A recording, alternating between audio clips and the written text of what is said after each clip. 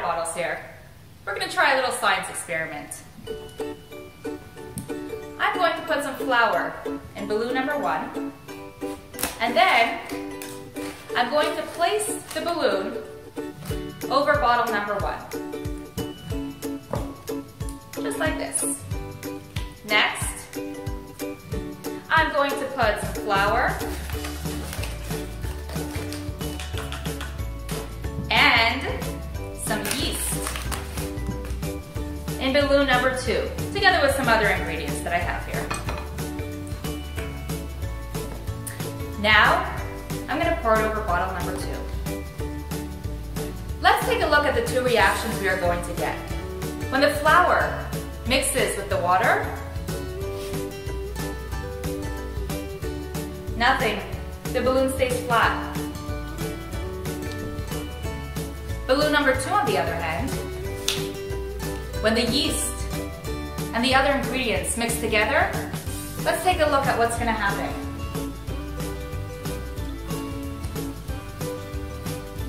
Wow.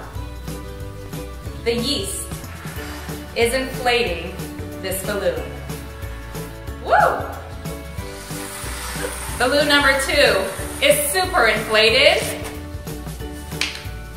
Balloon number 1 stays flat. What does that mean? What does that teach us? How does it connect with Pesach? Let me refresh your memories. Many years ago, the Jewish people were slaves to King Pharaoh in Egypt. And after 210 very long years, Hashem, God, sent Moses to King Pharaoh to tell him, "Let my people go. Enough is enough." King Pharaoh laughed it off. And Moses said, God is going to bring upon 10 plagues. He didn't really care so much. Came plague number 1. All the water in Egypt turned into blood. Next came frogs. Frogs came jumping, flying all over, everywhere. After 10 plagues, King Pharaoh couldn't handle it anymore. He called to Moses, and he said, enough, we're done. You can go already. Hashem commanded the Jewish people to flee, to leave, to go out of Egypt. Finally, freedom at last. The Jewish people gathered their stuff, packed their bags, and left in such a hurry. They grabbed some flour, some water, some big stuff on their backs, and off they went. And then, on their backs, baked an incredible matzah. Before the Jewish people left Egypt, Hashem gave them the mitzvah, the commandment, to celebrate Pesach, Passover, every year on the 15th of Nisan in the Jewish calendar. Until today, we celebrate that incredible day, celebrating our freedom when God took us out of Egypt. We celebrate by eating bitter herbs, by reclining when we drink grape juice or wine, by eating matzah. What is matzah? How is it made? Let's take a look. Matzah, that flat, round, or sometimes square cracker. What is challah? Fluffy, doughy, delicious. What is matzah and how is it made? Just 2 ingredients, flour and water. But here's the hard part. As soon as the flour and water mix together, the bakers have less than 18 minutes, literally 18 minutes on the clock until it comes out of the oven. That means within those 18 minutes, they have to mix the flour and water, knead the dough, roll it out, poke some holes, put it in the oven. Wow, that's a lot of work in a very short amount of time. You are probably familiar with this kind of matzah. However, there's another matzah, a very special one, that is best to use at the Seder. This matzah is called shmura matzah. What makes this matzah so special, so unique, and a little more expensive?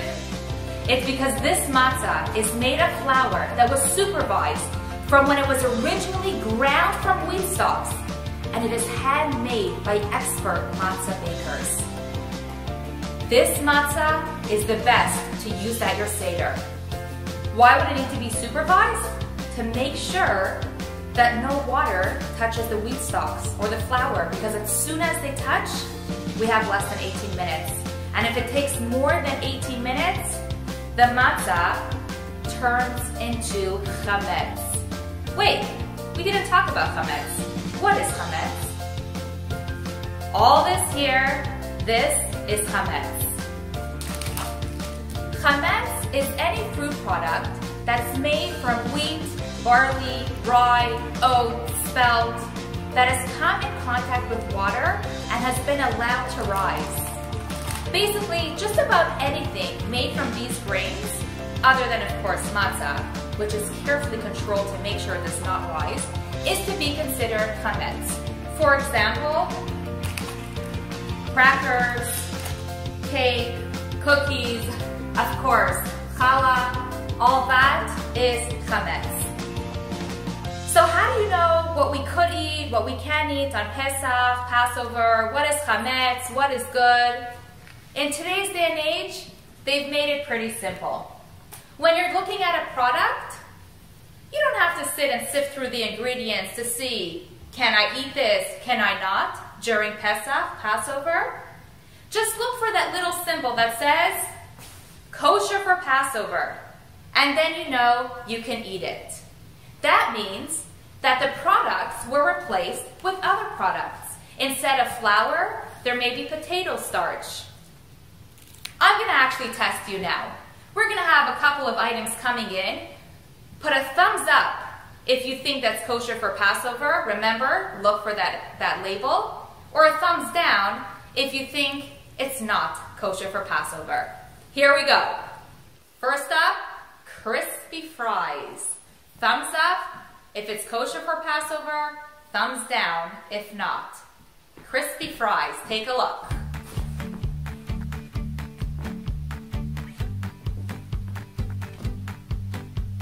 Okay, now what do you say? Thumbs up or thumbs down? Correct. Thumbs down. There was no kosher for Passover symbol on that one. Next up, ketchup.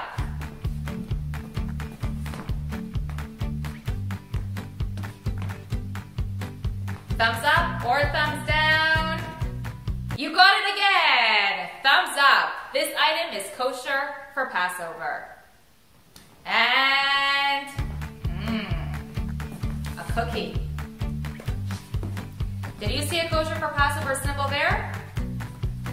That is correct. Thumbs down, that cookie is not kosher for Passover. But there are some cookies that are kosher for Passover. Just make sure to look out for the special kosher symbol. Okay, we're gonna finish up with one more. Soda.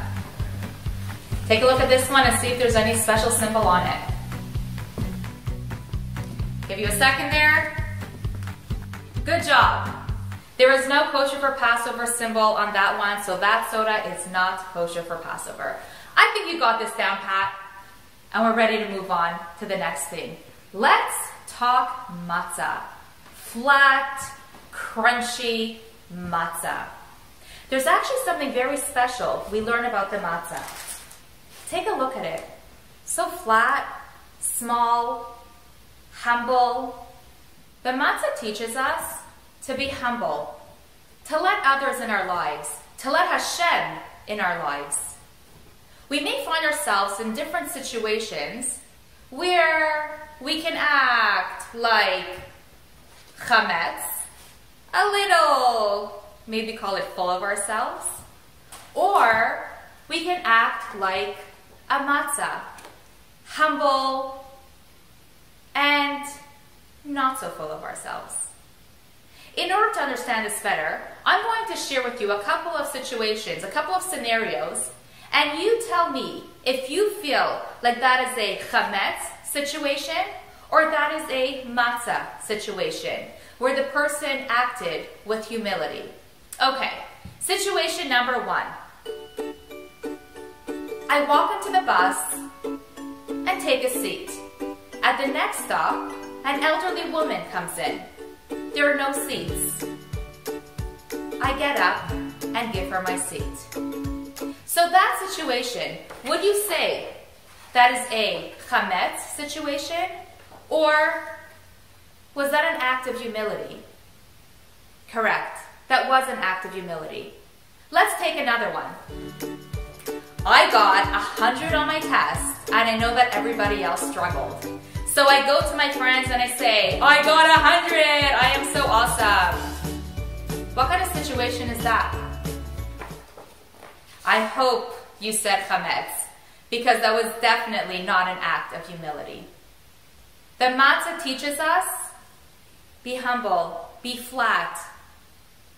Let others in your lives, and know that everything we have comes from Hashem, and be grateful for that. Let's do one more situation, one more scenario. It is a Friday night, and your parents really want you to go with them to shul, to synagogue, but you want to have a play date with your friends, and you just really want to hang out with your friends instead. So you put up a big fuss, and your parents have no choice, and they give in. How did you act in that situation? Was that a chametz situation or a matzah? Correct. That was a chametz situation. So take the lesson of the matzah. Let's try to be a little more humble in our lives. And I know you probably already are most of the time. And there's always room for improvement. So let's make it happen. Oh, sorry, I got carried away. Oh. The Torah tells us that on Pesach, on Passover, we are not to eat, to own, or to see chametz. So now I'm going to put all my chametz away because Passover is literally just around the corner. The yeast, the crackers, the cookies, the chips, you name it, we put it away. Not to have out. We don't want to see it or own it on Pesach. We put the challah in, everything in. To help me remember that this is chametz, not to be used, seen, or eaten on Pesach, on Passover, I'm just going to wrap this up with a special do not open chametz sticker. I'm going to put this away. Make sure not to have it around over the holiday. Okay, now that we got rid of the chametz, and trust me, it takes more than just a couple of seconds.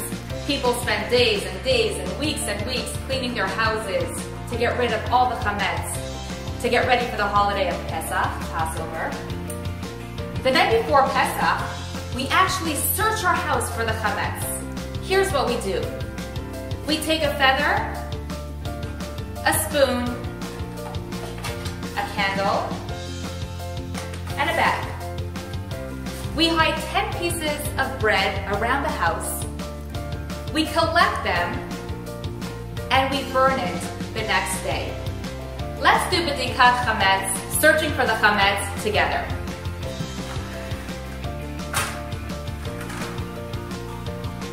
I'm going to use the candle as a light to try to find it.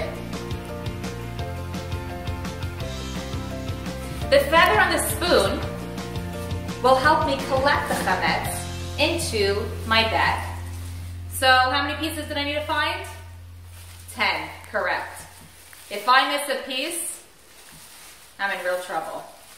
Okay, we kind of made this easy. 10 pieces around the table, but normally we hide it around the house in different rooms to make sure we really search well for chametz. So help me up here. We got 1.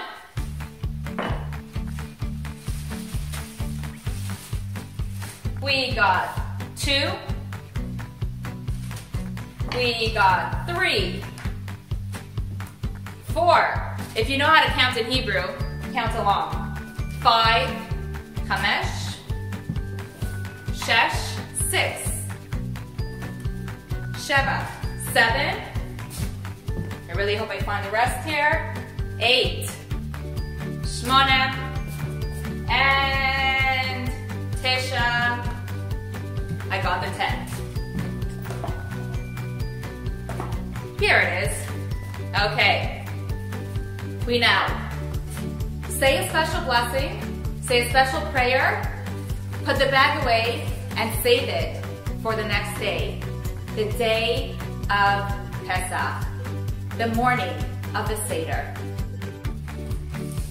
Okay, and so the morning before the Seder, we take our chametz that we found, wrap it up, and we do what we call bibur chametz, the burning of the chametz. So I'm going to take my bread and I'm going to throw it into the fire. Remember to always be safe around fire. Okay, hit or miss? I hope you said hit. Close enough. Okay, so now that we got our chametz into the fire, I'm actually going to ask for a volunteer to come on up and see if they can throw the 10 pieces into the fire. Come on. Oh, wait a second. What have you got there in your school bag? Did you check your school bag for chametz? Oh no, thanks for the reminder. Okay, so remember, we gotta check our school bags, our offices, our classrooms, our desks, our cars, everything that we have to see if we have any chametz. And before Pesach, before Passover, we gotta get rid of them. So let's see, what have you got in your school bag? Oops. Some leftover lunch. That definitely goes into the fire. There we go. What else do you have? What about this? Apple, orange. What do you think? Burn or keep? Fruits and veggies are all kosher for Passover. So of course you can keep them. Here you go. Stay healthy. Okay, and as you put those away, we're gonna have a little challenge. And you can try this at home as well. Get 10 pieces of whatever it is. It could be cotton balls, little pieces of foil. And take a little bucket, put it nearby, and see if you can get 10 pieces into the bucket. So we have our little contestant here, or not so little, big contestant here. Take 10 pieces and see if you can get them into the fire. So remember, these 10 pieces represent the 10 pieces of chametz that we found the night before. Okay, are we ready? Go for it. Let's cheer her on. 1, 2, 3, 4, 5, 6, 7, 8, 9, and 10. And she did it. Excellent. Thank you so much for being such an awesome contestant. Enjoy the rest of your day. Thank you all so much. I hope you learned a lot about Pesach today, about the matzah, how we have to practice humility, how we have to let God in our lives, all the things we do to get ready for this incredible holiday, how we celebrate our freedom. And we should just all have a beautiful, happy and healthy Pesach.